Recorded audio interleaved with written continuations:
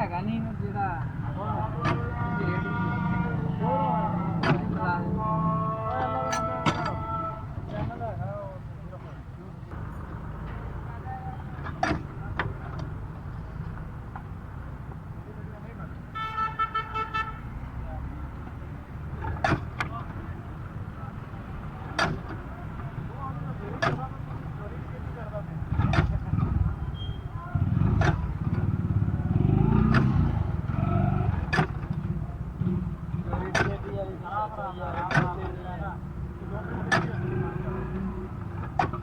ਬੱਚਾ ਰਮਾਨ ਨਾਲ ਹੀ ਬਣ ਰਿਹਾ ਤੇਜ਼ ਤਾਂ ਮੈਂ ਬਣਾਇਆ ਹੀ ਨਹੀਂ